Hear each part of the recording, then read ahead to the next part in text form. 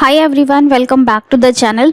इस साल assessment year 21-22 से जो एक नया सेक्शन शुरू किया गया है, सेक्शन 115 BAC, जिसमें कि आपको ये ऑप्ट करना है कि आप ओल्ड टैक्स रिजीम में रहना चाहते हैं या फिर आप न्यू टैक्स रिजीम में जाना चाहते हैं। तो इसमें एक बहुत ही बड़ा कन्फ्यूजन आ रहा है कि क्या एक बार ऑप्ट कर लेने के बाद हम अगले साल उसे चेंज कर पाएंगे, क्या यहाँ पर स्विच ओवर पॉसिबल है। अगर आप ओल्ड टैक्स रिजीम में रहते हैं तो आपको काफ़ी सारे डिडक्शंस और एग्जेम्पशंस का बेनिफिट मिल जाता है, लेकिन अगर आप न्यू टैक्स रिजीम में जाते हैं तो वहाँ पर आपको कोई भी डिडक्शन या कोई भी एग्जेम्पशन नहीं मिलता है। साथ ही साथ आपकी सैलरी पर जो स्टैंडर्ड डिडक्शन मिलता है 50,000 रुपीज़ का, वो भी आपको नहीं मिलता है। कौन सी स्कीम बेटर है, ओल्ड टैक्स रिजीम में रहना बेटर है या न्यू में रहना बेटर है, ये डिपेंड करता है कि आपकी सैलरी कितनी है। सैलरी के according person to person depend करता है। तो ओवरऑल ये नहीं कहा जा सकता कि आपके लिए ओल्ड टैक्स रिजीम बेटर रहेगी या न्यू टैक्स रिजीम बेटर रहेगी। अगर आप काफ़ी सारे एग्जेम्पशंस और डिडक्शंस क्लेम करना चाहते हैं तो आपके लिए ओल्ड स्कीम बेटर रहेगी, और अगर आप एग्जेम्पशंस और डिडक्शंस क्लेम नहीं करना चाहते हैं या आपने इन्वेस्टमेंट्स नहीं किए हुए हैं, तब आपके लिए न्यू स्कीम बेटर रहेगी। अब यहाँ पर सवाल उठता है कि अगर हमने एक बार न्यू रिजीम ऑप्ट कर ली तो क्या हम अगले साल फिर से ओल्ड रिजीम में आ सकते हैं। अगर मान लेते हैं कि हमने इस साल इन्वेस्टमेंट्स नहीं किए हैं और हमने न्यू रिजीम ऑप्ट कर ली, तो क्या अगले साल अगर हम कुछ इन्वेस्टमेंट्स कर लेते हैं और हमारे लिए बेनिफिशियल हो जाती है ओल्ड रिजीम, तो क्या हम वापस ओल्ड रिजीम में आ सकते हैं। तो फ्रेंड्स, आपके सवाल के जवाब के लिए यहाँ पर ये देखना पड़ेगा कि आप सैलरीड एम्प्लॉय हैं या फिर आप बिजनेसमैन हैं। दोनों लोगों के लिए यहाँ पर अलग अलग प्रोविजंस हैं। अगर आप सैलरीड पर्सन हैं तो कोई प्रॉब्लम नहीं है, आपके लिए पूरी तरह से छूट है कि आप जब चाहें ओल्ड रिजीम में आ सकते हैं और आप जब चाहें तो आप न्यू रिजीम में जा सकते हैं। आप हर साल चेंज कर सकते हैं। अगर इस साल आपने ओल्ड रिजीम में ऑप्ट किया है तो अगले साल आप न्यू रिजीम में ऑप्ट कर सकते हैं और फिर तीसरे साल आप फिर से ओल्ड रिजीम में जा सकते हैं। तो सैलरीड एम्प्लॉय के लिए यहाँ पर कोई प्रॉब्लम नहीं है। ऑप्ट इन ऑप्ट आउट आप जितनी बार चाहें उतनी बार पूरे लाइफ टाइम में कर सकते हैं। पर रेस्ट्रिक्शन यहाँ पर बिजनेसमैन के लिए है। अगर आप बिजनेस पर्सन हैं तो आपको पूरी लाइफ टाइम में सिर्फ एक बार ये ऑप्शन मिलेगा कि आप ऑप्ट आउट कर सकते हैं न्यू रिजीम से।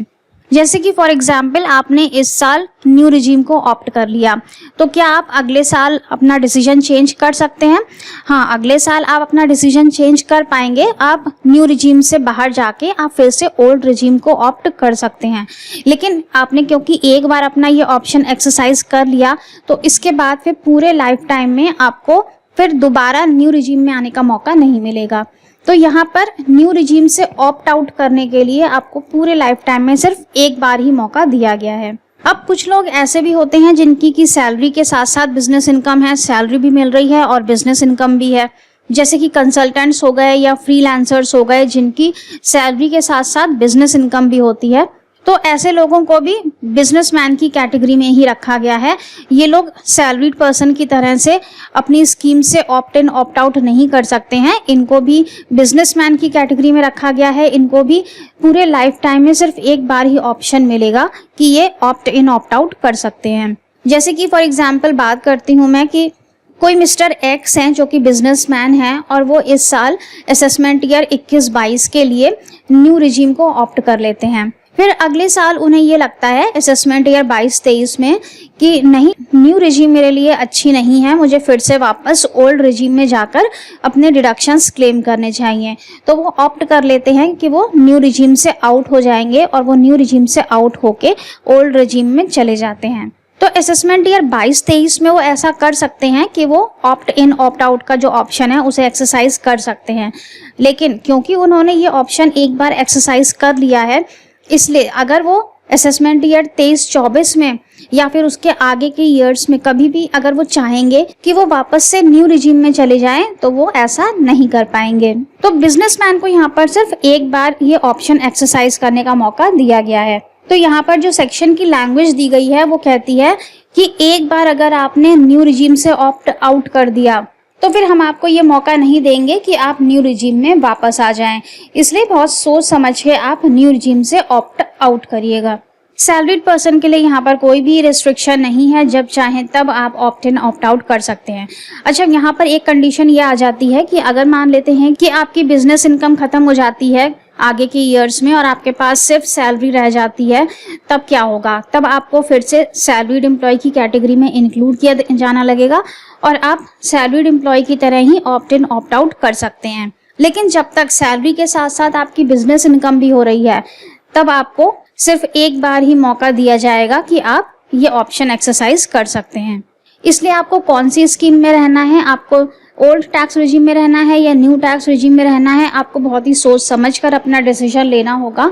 अगर आप एक बिजनेसमैन हैं, आप जो भी डिडक्शंस या एग्जेम्पशंस क्लेम करना चाहते हैं उनकी एक बार लिस्ट बनाइएगा। इनकम टैक्स पोर्टल पर आपको ये सुविधा दी गई है कि आप चेक कर सकते हैं कि आपकी इनकम के अकॉर्डिंग आपको कौन सी स्कीम में रहना बेनिफिशियल होगा, तो आप वहां पर जाकर चेक कर सकते हैं और उसके बाद ही अपना ऑप्शन एक्सरसाइज करिएगा। सैलरीड एम्प्लॉय सिर्फ ईयर के स्टार्ट में चूज कर सकते हैं कि वो कौन सी स्कीम में रहना चाहते हैं। एक बार उन्होंने चूज कर लिया तो फिर वो ड्यूरिंग द ईयर, मतलब कि साल के बीच में, फिर वो ऑप्ट इन ऑप्ट आउट नहीं कर सकते हैं।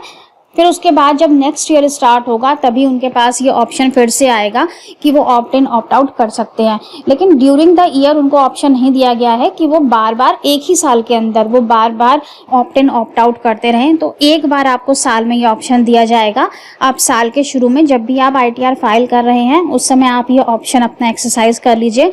उसके बाद फिर आपको नेक्स्ट ईयर जब आप फिर से ITR भरेंगे तो आपको फिर से ये ऑप्शन मिल जाएगा। सैलरीड एम्प्लॉय के केस में, बिजनेसमैन के केस में ड्यूरिंग द लाइफ टाइम आपको सिर्फ एक बार ऑप्शन मिलेगा। तो फ्रेंड्स, आज के वीडियो में बस इतना ही। होप कि आपका कंफ्यूजन क्लियर हुआ होगा कि सैलरीड एम्प्लॉय और बिजनेसमैन के लिए यहाँ पर क्या प्रोविजंस हैं सेक्शन 115 BAC में।